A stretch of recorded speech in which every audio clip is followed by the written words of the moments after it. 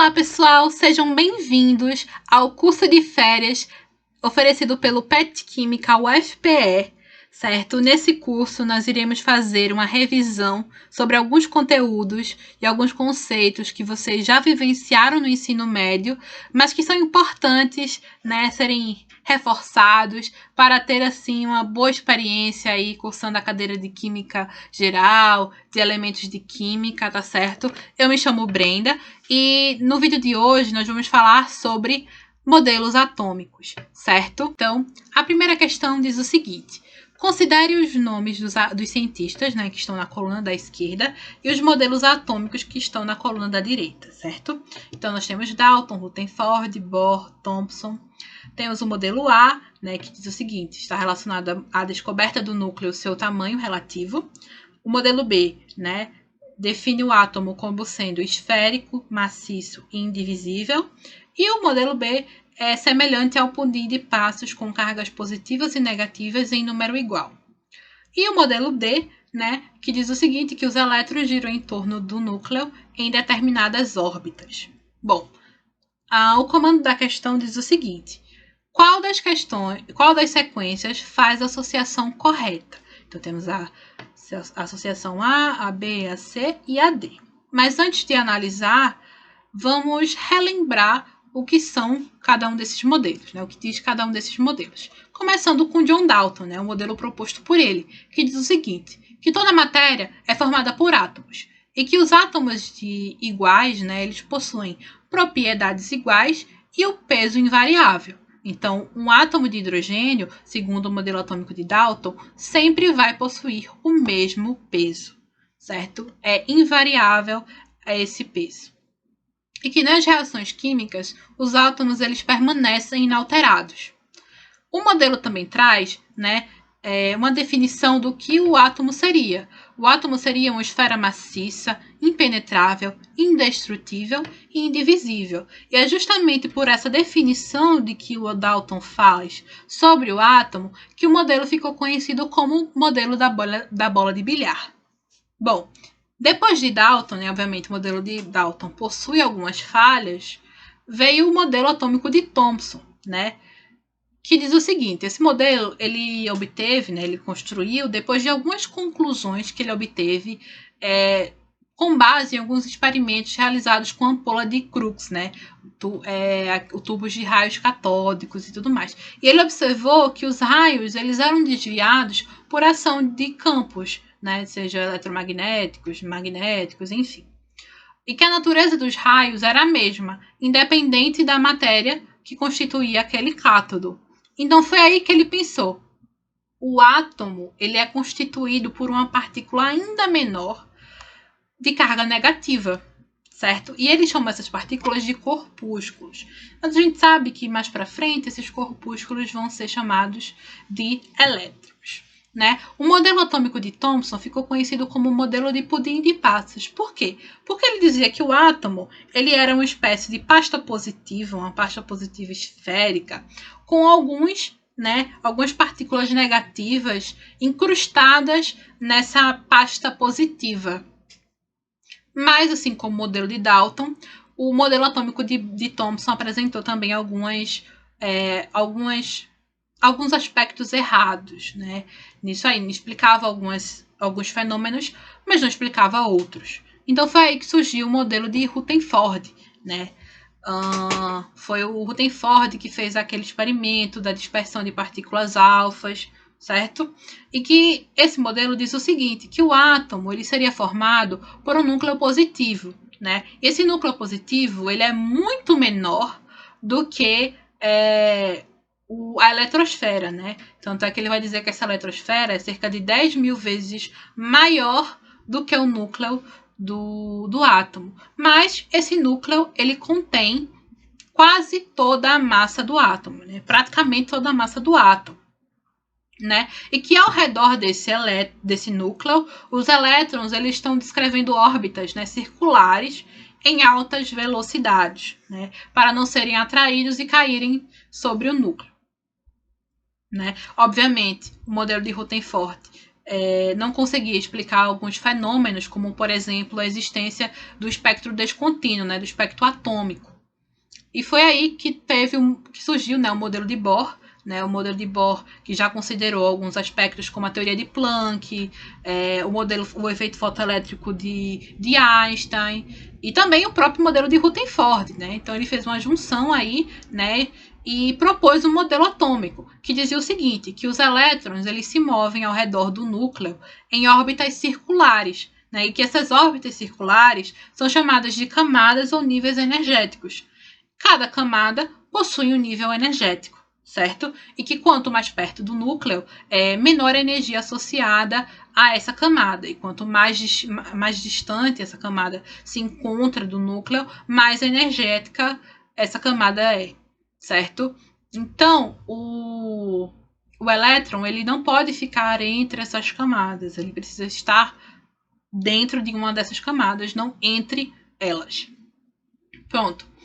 E também disse que um átomo que está em um estado fundamental, dizer que um átomo está em um estado fundamental significa dizer que os elétrons desse átomo estão organizados nos menores níveis de energia possíveis, certo? Então, tendo em vista, né, esses modelos atômicos, vamos analisar e tentar correlacionar, né, o cientista ao modelo que ele descreveu. Começando por Dalton, né? Dalton aí que dizia que o quê? Que o átomo era impenetrável, esférico, maciço, indestrutível, indivisível.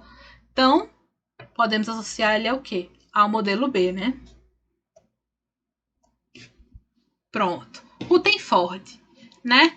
Rutherford foi o primeiro a descrever, né, a falar sobre a existência do núcleo, né, dentro de um átomo, certo? E ele também definiu o tamanho desse núcleo. Ou seja, nós podemos afirmar que correlacionar o Rutherford ao modelo A. O terceiro, né, o Niels Bohr, né, podemos correlacionar com o modelo D, né? O que é que diz o modelo D? Que os elétrons giram em torno do núcleo em determinadas órbitas. Isso foi descrito por Bohr. Lembram? Essas órbitas chamadas camadas ou níveis energéticos, cada camada vai possuir uma energia associada a ela, e enfim. E Thomson com o modelo C, né, que é um modelo semelhante ao pudim de passa, justamente porque ele dizia que o átomo ele era aquela pasta positiva esférica e teriam elétrons, né, corpúsculos negativos incrustados naquela massa positiva. Então podemos sim associar Thomson, ao terceiro modelo proposto, né, ao modelo letra C. E a gente analisando aqui, né, as alternativas, vemos que a letra C está correta, porque associa Rutherford ao modelo A, associa Dalton ao modelo B, associa Thomson ao modelo C e associa Bohr ao modelo D. A segunda questão diz o seguinte: a festa da virada de ano é marcada pela queima de fogos de artifício. No Brasil, o maior espetáculo acontece na praia de Copacabana, no Rio de Janeiro, mas este ano o evento foi cancelado por causa da pandemia. A explosão de cores no céu, causada pela queima dos fogos, é decorrente de um fenômeno que acontece com os elétrons dentro dos átomos, que, por sua vez, pode ser explicado pelo modelo atômico de Bohr, e aí temos 5 alternativas. Mas antes de analisar essas alternativas, vamos relembrar o modelo atômico de Bohr. Alguns aspectos a gente já comentou no vídeo, né? Que é, por exemplo, que os elétrons se movem ao redor do núcleo em órbitas circulares, e que essas órbitas podem ser chamadas de camadas ou níveis energéticos, e que cada camada ela está associada a um nível de energia, e que quanto mais próxima ao núcleo, menor a energia associada a essa camada, e que quanto mais distante do núcleo, maior a energia associada a essa camada. E o que o elétron ele não pode estar entre essas camadas. Bom, mas outro aspecto, né, que foi observado por Bohr, né, e que ele descreve no seu modelo, é que um elétron ele pode passar de um nível para um outro nível de maior energia, desde que ele absorva a energia necessária para promover esse salto, certo? Esse salto quântico. E que quando esse elétron ele está energizado, ele está excitado, ele pode retornar para o nível de menor energia, para o seu estado fundamental, certo? Quando ele libera essa energia através de ondas eletromagnéticas, através de radiação eletromagnética. Bom, sabendo disso, vamos analisar as alternativas da questão agora. Bom, a letra A diz o seguinte: afirma que ocorrem transições eletrônicas entre os níveis de energia, tá aí ok? Ou seja, o elétron libera fótons ao saltar de um nível mais externo, de um nível mais interno, para um nível mais externo. Tem alguma coisa estranha aí, né? Quando o elétron salta de um nível mais interno para um mais externo, ele precisa absorver energia, certo? Então a alternativa A está incorreta. A letra B diz o seguinte: define o fenômeno do salto quântico, em que os elétrons, ao absorver energia, podem realizar um salto de um nível mais interno para um mais externo, e que ao retornar para o nível de origem, liberam essa energia na forma de luz. Correto, né? Mas vamos analisar as outras questões e ver por que elas estão incorretas. Bom, a letra C diz o seguinte: ela defende que o modelo defende a ideia de que os elétrons se movimentam ao redor do núcleo com perda de energia. Esta perda acontece com a emissão de fótons. Tá meio errada essa afirmação, né? A letra D diz o seguinte: quantifica a energia dentro da eletrosfera do átomo e afirma que o elétron libera luz ao saltar para um nível mais externo. Errado, né? A gente viu, né, que quando um elétron ele salta de um nível mais interno para um mais externo, ele absorve energia, ele precisa absorver. Então tá errado. A letra E diz o seguinte: atribui as diferentes cores formadas pelos fogos de artifício ao fato de que a quantidade de energia liberada em todas as transições eletrônicas é a mesma, independente do nível de energia em que o elétron se encontre. Falso, certo?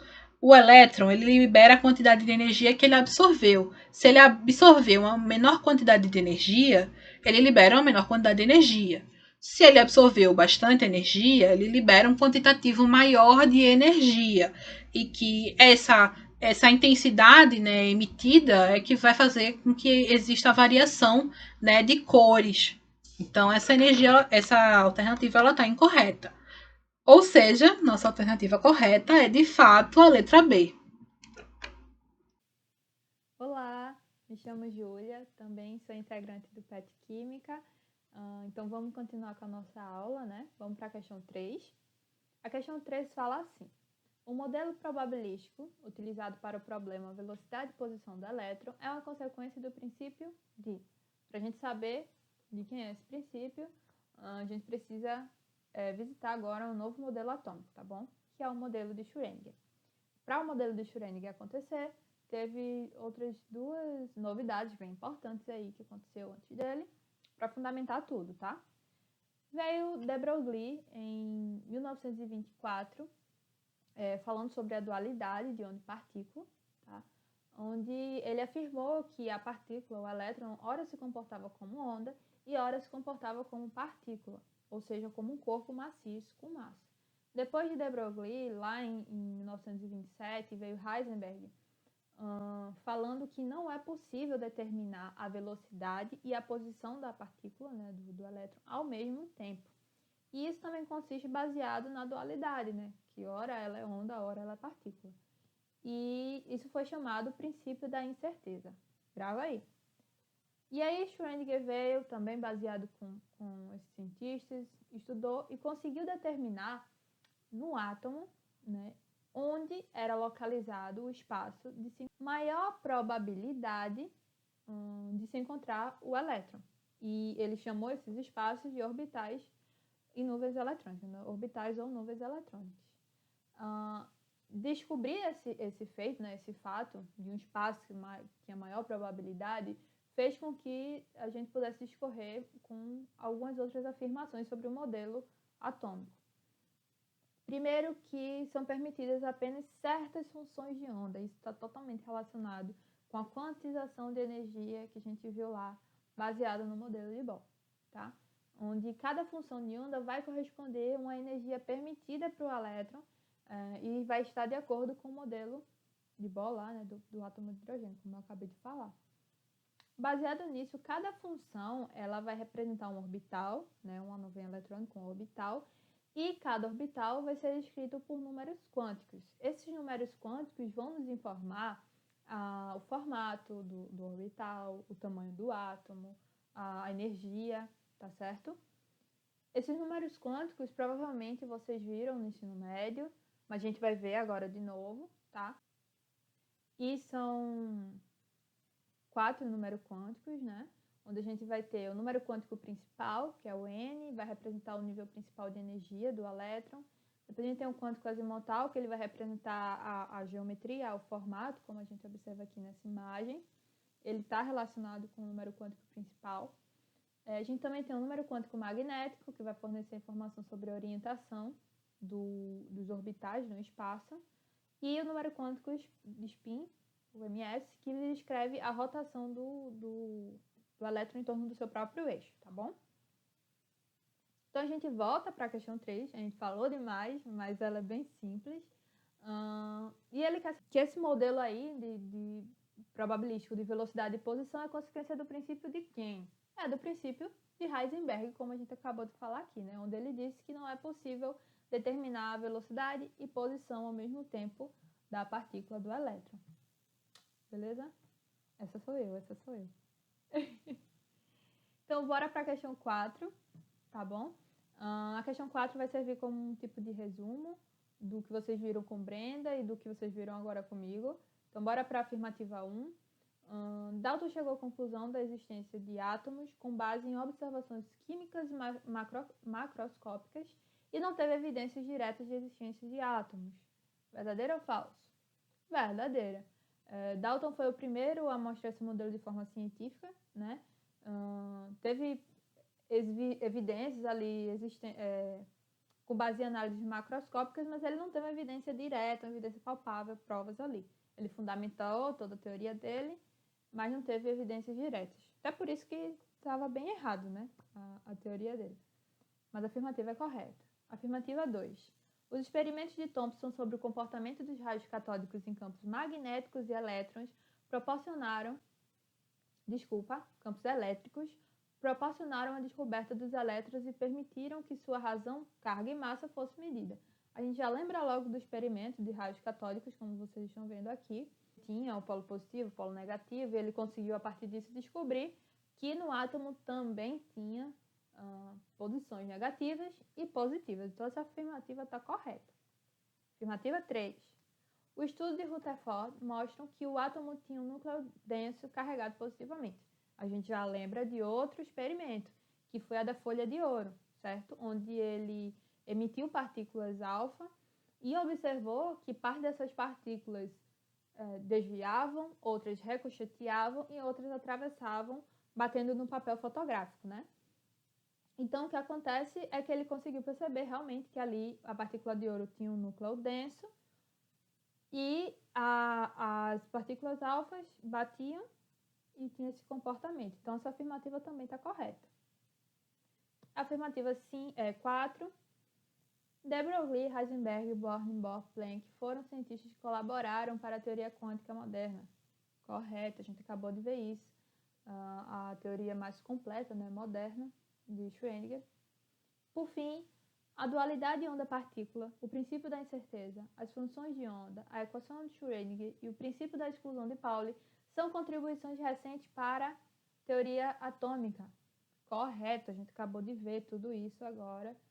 Não foi contribuições recentes do ano passado, mas para o mundo da ciência todas essas contribuições são consideradas recentes, tá? Então, todas as afirmativas estão corretas. Letra A, beleza? Então, agora a gente vai entrar no mundo da tabela periódica. A gente vai mudar um pouquinho do assunto. E a gente entra nessa primeira questão, né, para contextualizar tudo, onde ela diz assim: das alternativas indicadas a seguir, qual é constituída por elementos da tabela periódica com características químicas distintas, diferentes. Para a gente saber isso, a gente tem que entender a tabela periódica. Bora lá! Antes de tudo, a gente tem que ter plena consciência que tudo é feito por elemento, desde as estrelas até nós, certo? Então, quando a gente se questiona o que é a tabela periódica, nada mais é uma forma organizacional, tá? De organizar mesmo os elementos e facilitar a pesquisa, o estudo e o entendimento das propriedades semelhantes, né? Das propriedades químicas dos elementos. Durante vários anos, houve várias tentativas, né, para organizar da melhor forma aí, e hoje são conhecidos atualmente 118 elementos, tá? Então a gente se pergunta, tá, teve várias formas, mas qual dessas formas apresenta melhor os elementos, né? Então bora lá. Lá em 1829, a gente teve a tríade de Doberein, onde ele relacionava a cada 3 elementos a massa e a média. Depois veio o parafuso telúrico de Chacortot, que é literalmente um parafuso, onde ele organizava de forma crescente a massa também dos elementos. Depois veio a lei das oitavas de Jean Lenz, que a gente observa que o cara gostava de música, ele organizou de forma que relacionasse com as notas musicais. Depois veio o Mendeleev, foi mais semelhante a uma tabela, né? Onde ele organizou de forma crescente por massa. E por fim veio Moseley, em 1913, onde ele organizou os elementos por forma crescente do número atômico, tá? E quando ele organizou de forma crescente o número atômico, foi observado, não só por ele, mas, né, por outros pesquisadores, que observou tendências periódicas, né? Onde a gente consegue separar 2 momentos aí a tabela por período, onde vai definir o número de camada do elemento, cada período, e por colunas, que aí vai definir o número de elétrons da camada de valência dos elementos. Aqui está a famigerada tabela periódica, tá bom? Que a gente conhece hoje. E ela também é conhecida, né, por seus grupos, né? É dado nomes a seus grupos, como metais alcalinos, gases nobres, halogênios, enfim. O lantanídeo e o actinídeo, só para facilitar o entendimento, eles são como gavetas, tá bom? Dentro aí dessa tabela periódica. E aí, os elementos que compartilham a mesma coluna, como eu havia falado, eles compartilham do mesmo número de elétrons na sua camada de valência, como a gente observa aqui. E isso traz a esses elementos propriedades semelhantes, tá? Eles vão ter comportamentos semelhantes.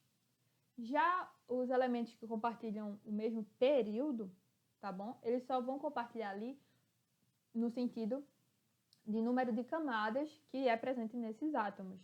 E as propriedades nesses elementos não vão se assemelhar, elas vão variar, tá bom? Baseado nisso que a gente acabou de falar, a gente volta para a questão. E então vamos ver aí quem desses trios tem propriedades químicas distintas, tá bom? Então vamos lá, vamos pegar a tabela periódica para nos auxiliar. Hélio, neônio e argônio. O hélio, neônio e argônio são aqui, ó, gases nobres, eles estão na mesma coluna, então eles compartilham de propriedades semelhantes. Então, não é essa que ele quer. Magnésio, cálcio e estrôncio, os 3 aqui, ó, alcalinos terrosos, também na mesma coluna, então compartilham de propriedades semelhantes. Lítio, berílio e boro. O lítio, berílio e o boro, eles não estão na mesma coluna, eles estão no mesmo período. Então, a gente já acabou de deixar aqui a nossa alternativa correta, beleza? Letra C. Eles não compartilham de propriedades semelhantes. Mas vamos conferir as outras só para ter certeza. Flúor, cloro e bromo, halogênios, aqui tá certo, mesma coluna. Lítio, sódio e potássio, aqui, alcalinos terrosos, também mesma coluna, então eles compartilham, né, de propriedades semelhantes, beleza? E aí, pessoal, meu nome é Yasmin e eu venho dar continuidade às questões sobre tabela periódica. E a segunda questão, ela fala sobre subníveis energéticos. E ela diz assim: quando colocadas em ordem crescente de subníveis energéticos, as seguintes configurações eletrônicas, e dá 4 configurações eletrônicas. Elas representam, respectivamente, e aí ela pede para a gente relacionar essas configurações eletrônicas às famílias ou colunas da tabela periódica. Vamos à resposta. Primeiro, nós vamos precisar organizar isso. Tá uma bagunça. Colocar em ordem crescente. E aí, para colocar em ordem crescente, a gente tem que lembrar sobre a distribuição de Linus Pauling, que é essa que eu coloquei aqui do lado para ter uma filinha. Ou seja, 1S2, 2S2, 2P6, 3S2, 3P6, 4S2, 3G10, 4P6, 5S2 e por aí em diante. E aí, agora organizado, nós conseguiríamos relacionar os subníveis energéticos com a tabela periódica. De que forma? No subnível energético, a gente vai saber onde esse elemento ele se encontra na tabela periódica. O número aqui, ele vai dizer qual é o período do elemento. E essa última parte, o S2, o S1, o P6, ele vai dizer que coluna ele está. E aí, a coluna 1A, ela equivale ao S1. A coluna 2A ao S2. A coluna 3A equivale ao P1. A coluna 4A ao P2. A 5A ao P3. A 6A ao P4. A 7A ao P5. E a 8A, que são os gases. E o 8A, que é os gases nobres, ao P6. E agora, para a gente responder essa questão, a gente precisa fazer o quê? Já colocou em ordem crescente. A segunda parte é olhar o último subnível e dizer que coluna ele pertence. Então, vamos lá. Olhando para a primeira distribuição eletrônica, ele termina em 4S2. S2 é a coluna 2A. E o 4 é o período 4. Então, a gente consegue saber até onde está esse elemento. Esse elemento ele se encontra aqui, ó. Então, o S2, que é da família 2A, ou seja, da coluna 2A. E essa coluna aqui é a coluna dos alcalinos terrosos. Então, a configuração número 1, ela equivale à família dos alcalinos terrosos, a coluna dos alcalinos terrosos. Vou colocar aqui só um Azinho terrosos, para a gente saber que a primeira configuração eletrônica é de um elemento que está na coluna 2A, a coluna dos alcalinos terrosos. A número 2, a distribuição número 2, ela termina em 5S1. 5S1, nesse período aqui, né? E ela está logo na primeira coluna. E a primeira coluna é dos alcalinos. Então, essa distribuição é de um elemento que está no quinto período, na coluna dos alcalinos.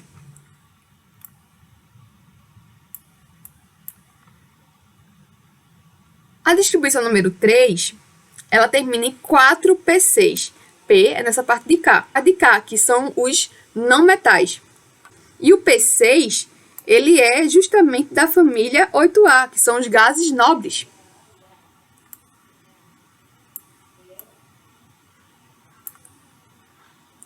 A distribuição número 4, ela termina em 4P5, ou seja, é da família 7A, da coluna 7A. Que são os halogênios. Vou colocar só um Hzinho aqui. E aí vamos voltar agora para as nossas alternativas da questão. Vou colocar aqui de ladinho, só para a gente relembrar qual configuração pertence a cada coluna da tabela. Então, observando aqui agora as alternativas, a letra A é alcalino terroso, alcalino, calcogênio e halogênio. Não é essa. A letra B, alcalino terroso, alcalino, gás nobre e halogênio. Então, bateu certinho com a nossa... Só para conferir as outras alternativas, temos que a letra C diz que a primeira é halogênio, calcogênio, alcalino e gás nobre, respectivamente. Está errada também. A letra D, gás nobre, alcalino terroso, halogênio e calcogênio. Também está errada. E a letra E, alcalino terroso, halogênio, calcogênio e gás nobre. Errada também. Então, a nossa resposta é a letra B. Vamos agora para a questão número 3. E a questão número 3, ela fala sobre propriedades da tabela periódica, como a Júlia já explicou anteriormente. E aí a questão fala o seguinte: a propriedade cujos valores diminuem à medida que aumenta o número atômico da coluna dos halogênios. Ou seja, a gente vai ter que olhar para essa coluna aqui.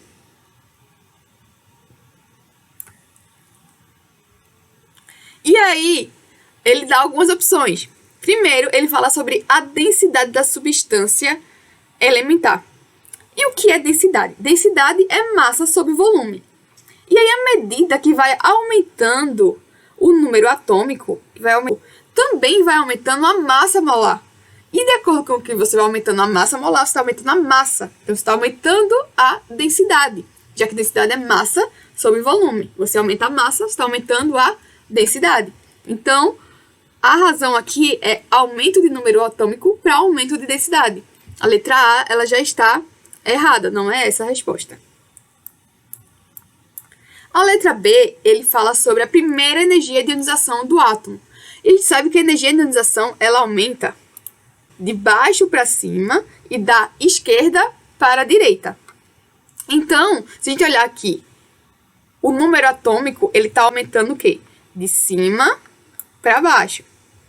E aí, se a gente vir com a energia de ionização, a gente sabe que ela aumenta da esquerda para a direita e de baixo para cima, a gente tem que, de acordo com o aumento do número atômico, nós teremos uma diminuição da energia de ionização.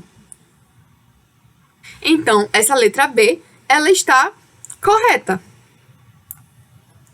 A letra C fala sobre o raio atômico. O raio atômico, ele aumenta. O raio atômico, ele aumenta da direita para a esquerda e de cima para baixo. Assim, o número atômico também aumenta de cima para baixo. Então, quando o número atômico está aumentando, o raio atômico também está aumentando. Então, essa alternativa está errada.